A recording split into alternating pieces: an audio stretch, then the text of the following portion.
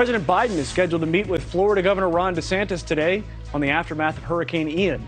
The president is traveling to Florida to survey the damage caused by the powerful storm days after it passed through the state. President Biden will coordinate with Governor DeSantis on recovery efforts.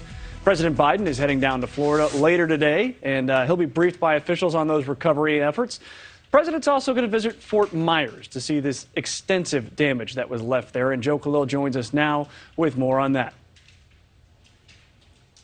Yeah, Mitch, he's going to be really spending most of his time in some of the areas that have been the hardest hit by Hurricane Ian. So he leaves the White House today around 10:15.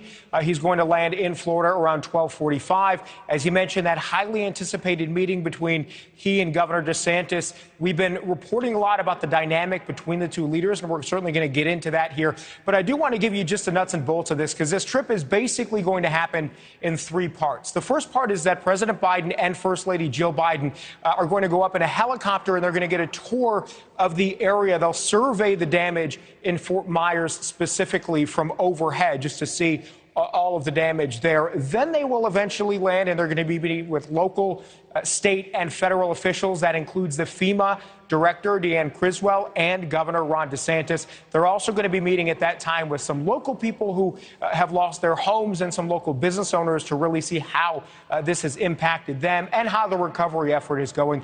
And the last part of his trip is just going to be remarks that he's going to give before coming back to the White House. And White House sources tell us that it's basically just going to be an affirmation of the White House's commitment that they are going to continue to provide aid and resources to Florida to the extent that it needs to recover. Because remember, this isn't going to be a months-long recovery. We're talking potentially about years and years before a full recovery from this storm. I do want to talk about, again, Governor Ron DeSantis. We've been doing a lot about this dynamic between the two leaders. So far, they have put politics aside, and they've worked well together. We'll see what happens today, their first in-person meeting following Hurricane Ian.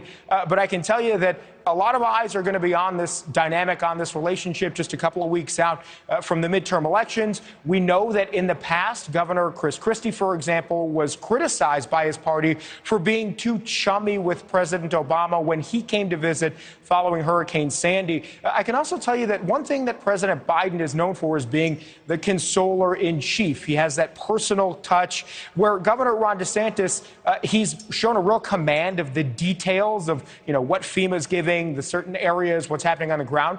But he's sort of the opposite of Biden in terms of, that personal touch. The two leaders really have a different dynamic there, Mitch. So we're going to see how it's like when they actually meet together.